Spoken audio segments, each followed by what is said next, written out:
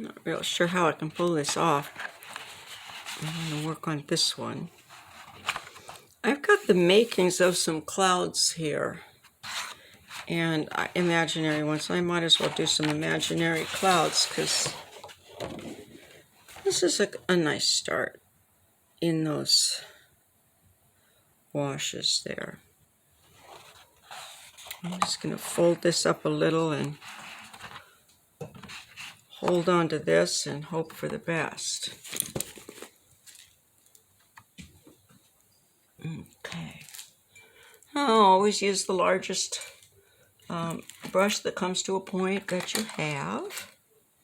And again, this is mine. Isn't that neat? I'm going to use this one. These are a little soft, small for this size. I'm going to move to this half size for working in class to get things done, get ideas out faster, get things done faster. Ooh, dirty. Okay.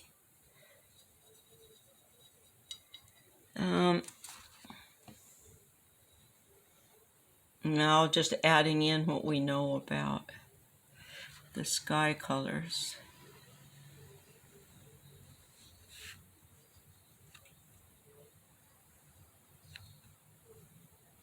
Now this is fun part. And here also you get to do your brush work, and that's not something that we've talked about in terms of, well, if we're doing watercolor, yes it is. But in terms of a crash course in color, the only brushwork that we're really trying to get down at that time was a smooth wash and a smooth layer of paint so that we could do a nice color wheel. And you can see the paint. Okay, the light isn't the best. It's a nice overcast day today, and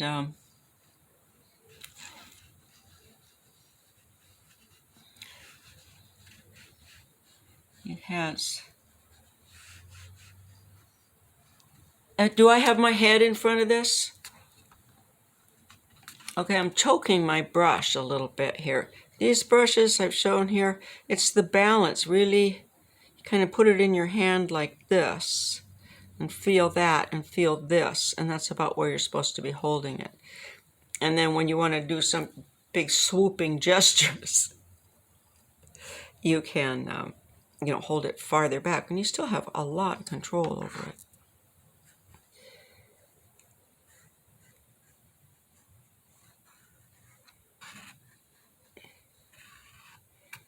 Okay, and a little lower in the sky, put a little nice turquoise, like in that painting of southern Taiwan. There's a little bit of turquoise sky that peeks through here and there. And it's just indicated here.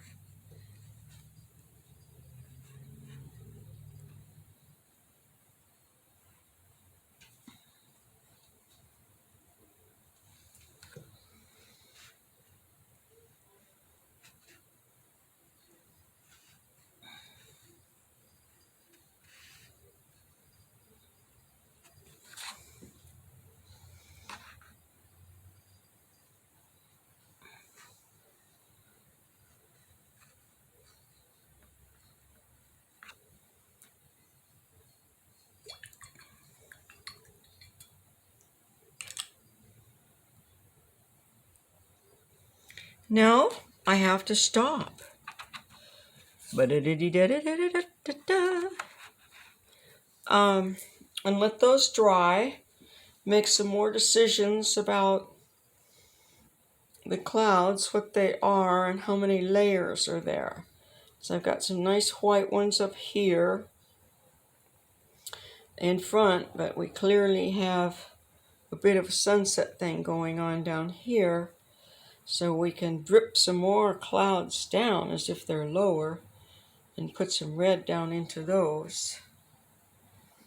And if we keep these white with the sun back in here, then if we put some down here that are red on the bottom, they'll look closer because the red color rays are shorter. Those closer things, closer to the ground, closer to the sun, are going to have the shorter rays, and they'll be red. So there'll be some red reflecting, and then that would indicate that these are much farther back on the other side. Or we could examine some cloud pictures and see what those look like, stick them in our memory, and go back to those when this dries.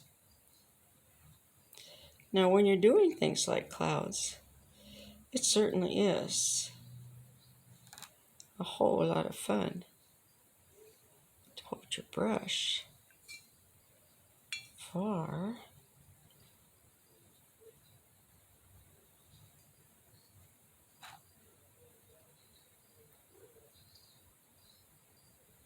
from your fingers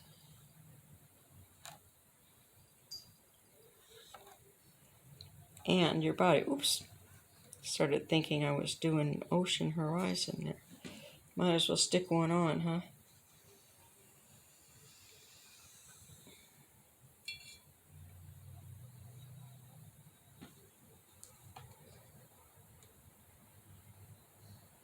I am now using my entire body to make a straight line.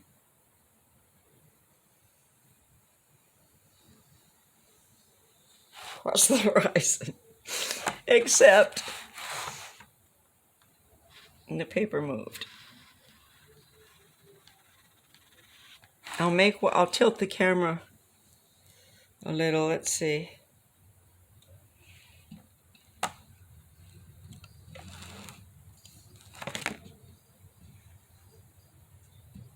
That's not going to work. What I was doing was standing, this is a coffee table, I've got my knees braced against the coffee table. I took my pen here and braced my arm against my hip and my and my arm and wrist against my thigh, and then just went da da da da da with my whole body to go straight across, get a straight line. Ooh, this is looking like a painting already, and that we haven't done anything. Why? Well, we just have recognizable stuff in it.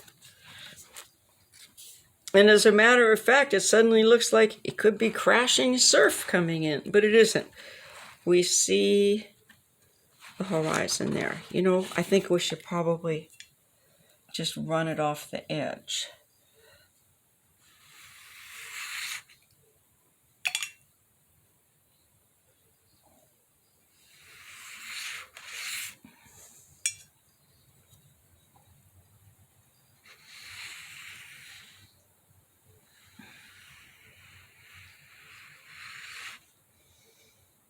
So that we don't forget that there's an ocean there.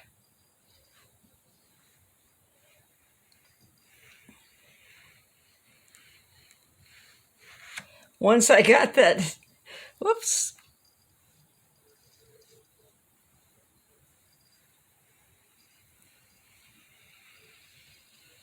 Yeah, moved my whole body across just then. Well, it's not exactly a flat horizon, is it? It will be, though. If I have any bumps on it, I'll just put some boats out there. I mean, it is imaginary. Here we go. Let's get some darkness out there, too. While it's nice and wet.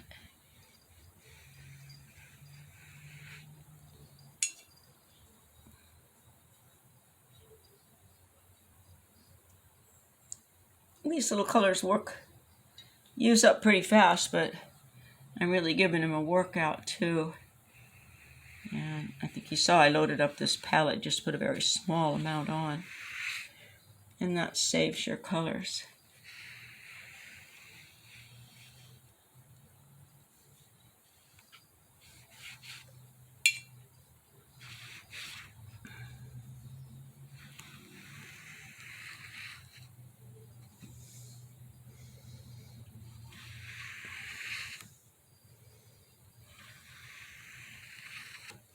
It's like a nice, calm, late summer, early autumn sea, like those ones of the real glassy surf outside. There, well, that looks good, and it does still look like crashing surf. I know why. Because this looks real dark, and because it's real dark, it looks more like ocean than sky. We talked about this before. The ocean looks darker at the horizon because it's where it's very, very deep, because that's the longest light rays being reflected back. But in the sky, like this, it's way up there. The very long blue light rays are like way up here where your darkness would be. When you stand and look straight up into the heavens, that's your deepest blue. And here, when you just look right out across the horizon, that's your deepest blue. It still goes like this: red, yellow, blue. It's enough.